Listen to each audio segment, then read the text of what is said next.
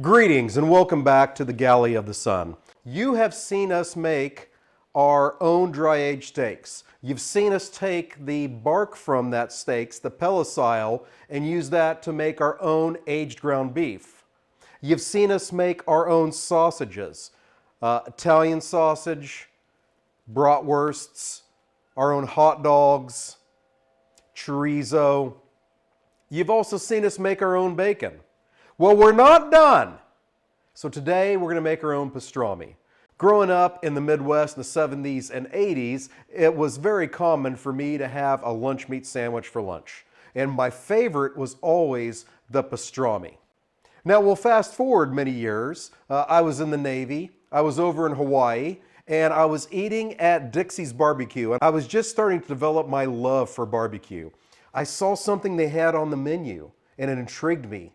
Smoked pastrami. I thought back to the days of my youth and those delicious sandwiches. I knew how much I loved smoked meats and I thought, oh, that sounds incredible.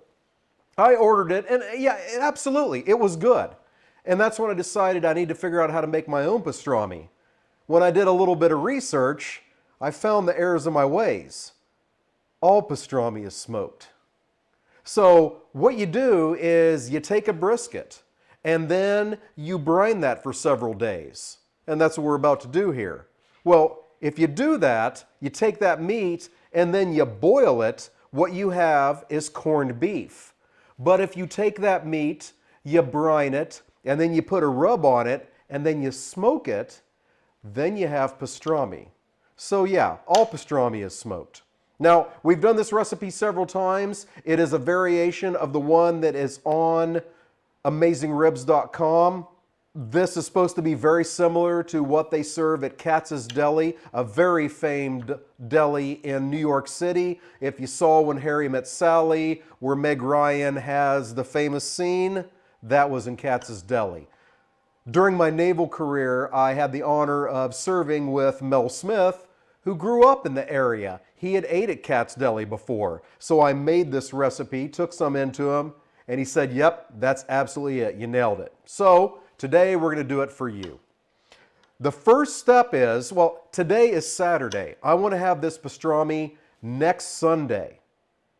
Today's the day we got to get started. So what we're going to do right now is make the brine. I have 2 gallons here of water. What I'm going to put in that is about 10 cloves of garlic. And splash some. I'm going to put in about 4 tablespoons of brown sugar. I'm going to put in all the rest of the pickling spices I have. You can put as much as a 1/4 cup in with this 2 gallons of water and you'll be just fine. I'm going to put in 16 ounces of kosher salt. And then what makes the magic happen? You saw us use it during the bacon recipe. If you've had pastrami before, you know it has that red color just like corned beef. Well, that's coming from Prague powder number 1, this pink stuff right here. There's nitrates in here. Once again, you want to make sure that you get the right amount in for the water. It's about the concentration. You get too little, you don't cure your meat, and then your meat's going to go bad. And we're putting an entire brisket in that. So that would be a very, very sad day. 17 pounds of wasted, beautiful brisket. Or the other side of it, you get too many nitrates in there and it could be bad for you. And if you're getting up there in the years like me, got to watch out for the old ticker, wherever that damn thing is. So we got our 4 teaspoons of Prague powder in there. I'm going to stir all this up until it gets mixed. And then I'm going to take a brisket. I'm going to separate the point and the flat and then get them in this brine. And it's going to set for about 7 days. And then we'll talk about the next step at that point. Do you have to separate the point and the flat? You don't have to, but what you want to make sure is that that brine and that Prague powder penetrates all the way to the center of the meat. So if you slice it and you see that beautiful red color around the edges, but in the middle you see a brown spot, you haven't done it right. So I want to make sure that gets penetrated all the way. So we're going to separate the point and the flat of the brisket before I get this in there. I'm going to get this stirred up until it's all the salt's dissolved. Get the brisket in there, and we will see you next Saturday in about 7 days for the next step. I got ahead of myself there, just like I did with the bacon. Each night between now and next Saturday, I'm going to go in there and make sure I flip the meat over, agitate the brine a little bit, just to make sure that anything that has settled out has got remixed into the brine itself, and that I'm getting a very good cure on this process. So we'll see you in 7 days.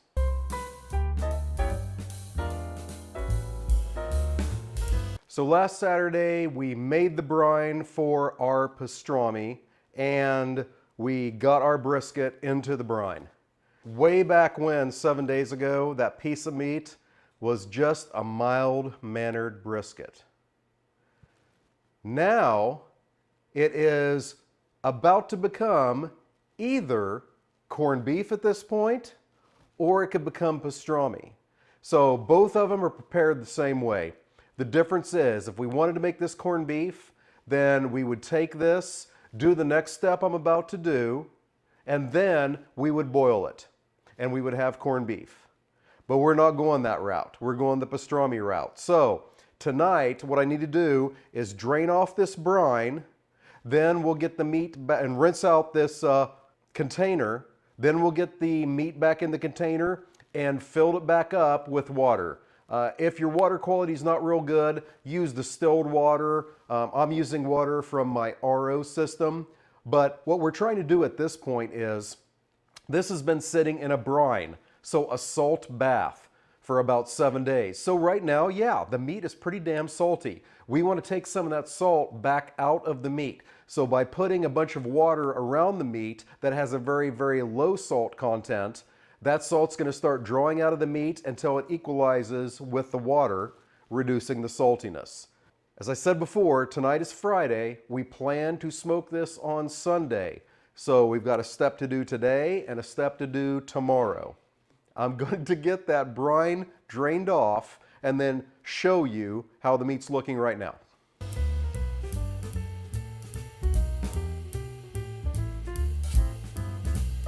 All right, so the brine is drained off. You can see the meat has a little bit of that reddish color from the nitrates, but looking good, smelling amazing.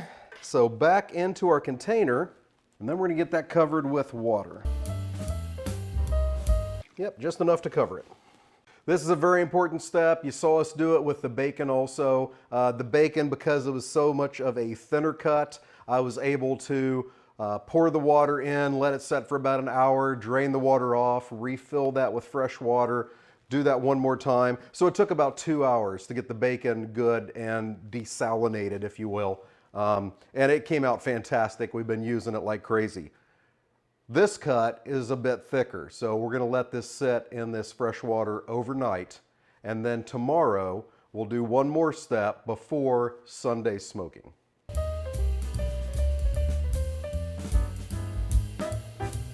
So here we are on Pastrami Eve. Now it's time to make the rub. So as you know, we like to do things simple here at the Galley of the Sun. So I have a 10 ingredient rub. What I need to do first, before I mix all these together, is I have some seeds. I've got some whole peppercorns here, I have some coriander seeds, and I have some mustard seeds. So you don't want to bite into a full seed, but having parts of that full seed is going to give a little burst of flavor in that bite. So I don't want to turn these into powder, but I do want to crack these seeds a little bit and get them broken up. It's important that this step is done when you are at one with yourself and at peace. Don't do this angry. In goes to my mortar the peppercorns, the coriander seeds, and the mustard seeds. And then I'm just going to gently whack these with the pestle until they're broke up a bit. Like I said, I don't want to powder. Keep your hand over it because the little bastards will jump out on you, as you saw there. I do have a cat that loves to eat everything that hits the floor. Boy, is she going to be into surprise when she finds a peppercorn. Whew.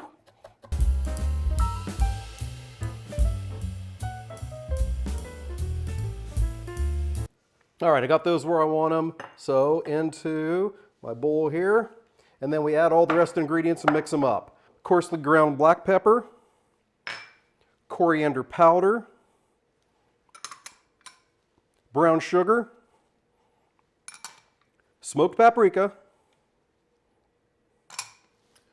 onion powder, garlic powder, and mustard powder. All the amounts are down below in the description.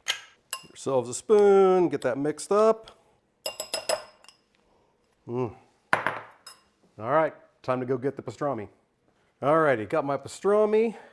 It's been sitting in that water for about 24 hours to pull some of that salt back out of it from the brine.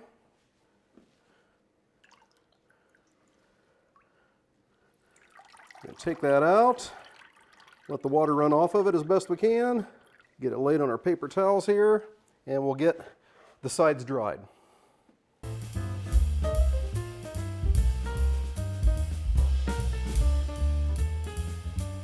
All right, now we're gonna get it on a rack here. She may not be real pretty right now, but just you wait till tomorrow. It will be gorgeous. You can really smell those spices from the brine. So now we want that rub to stick, so now we're going to hit it with a light coat of avocado oil. Get that rubbed in, and then half our rub goes on this side. And be pretty liberal with this.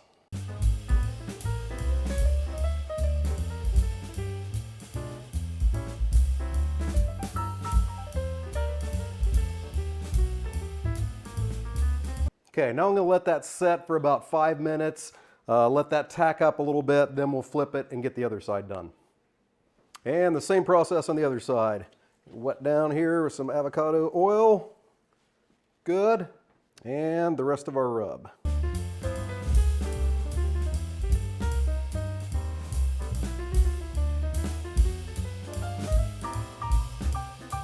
So that amount of rub we made for, I believe this was a 17-pound brisket,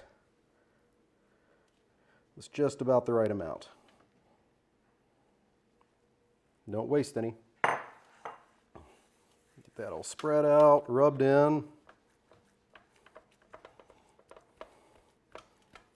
All right, now this is going back in either refrigerator or cooler, whichever you have. Gonna let it set until we're ready to cook tomorrow, which is gonna be about 22, 23 hours. So we'll see you tomorrow.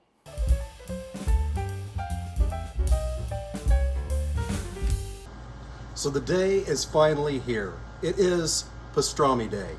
So right now I'm setting about 7 hours before dinner time. And I'm getting ready to start my pastrami. That's right. Now, if you look at a lot of pastrami cooking instructions, it says to cook it at 225 degrees for 10 hours, 14 hours, or you cook it at 225 to 250 until it hits the stall. So between 150 and 160, until then, the brisket temperature, which that's what the pastrami is, it's a brisket, is going to come up pretty steadily until it hits the stall, and then it just stops, and it'll stay there for an hour and a half. So at that point, a lot of recipes tell you to pull your pastrami and then steam it until you get up to your 200 to 205 degrees. Personally, I think 203 is the magic number. That's what we're going to shoot for today. But doing that, you risk losing that beautiful bark. So, knowing that the pastrami is just a brisket that has been brined, we're going to cook it just like we did in our ultimate brisket video. It's a combination of techniques between Myron Mixon and Mad Scientist Barbecue. Now, Myron Mixon is the winningest man in barbecue, and he cooks his briskets at 350 degrees. So we're using that method. Now, Mad Scientist Barbecue, once you hit that stall, we're going to take a couple pieces of butcher paper, we're going to rub some incredible Wagyu beef tallow all over that paper, wrap our brisket, and then put it back in the smoker until it hits that ultimate temperature of 203. That's our method today. So as soon as this comes up to 350 degrees and my smoke looks clean, then the brisket's going to go on and make its final transformation into glorious pastrami. I've got a meter probe inserted in it right now. That is a wireless temperature probe that's going to tell me the temperature of the smoker and the internal temperature of the meat. That's going to let me know when it hits the stall, and then we'll do the next big step. All right, we are there. The smoker is now at 350 degrees. I don't have any black smoke coming out of there, so it's time to get this brisket on its journey. We're gonna get this on the top shelf. You can see right there in the corner, I've got my meter probe in it. You tend to have higher temperatures towards the stack, so I'm gonna put the thicker end of the meat towards the stack. Oh, beautiful sizzle. All right, we'll check on it occasionally throughout the day. The pastrami ended up taking about 4 hours to cook.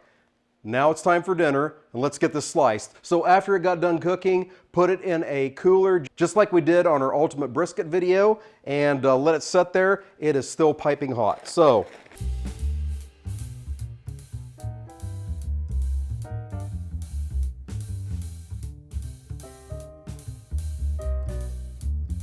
all right, let's get this gorgeous thing sliced and get a taste.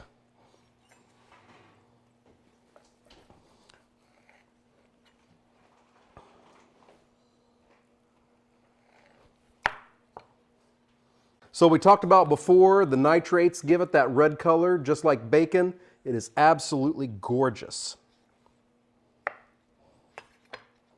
Let's get a taste. Super tender. That brine penetrated all the way through. It is absolutely delicious. So if you want to make your own pastrami, this is the recipe to use. Hey, if you like what you saw today, make sure you hit that like button. Hit that subscribe button. You'll find out when we put out every one of our videos. Do you do your pastrami different? Put that down in the comments.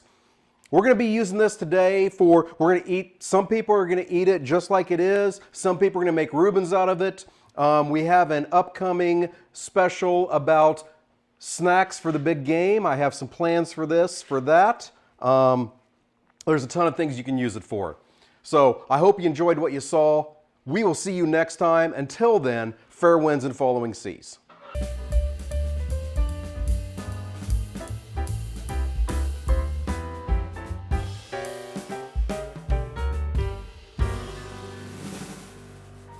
So I'm going to get that brine dried off, or I'm going to get that brine.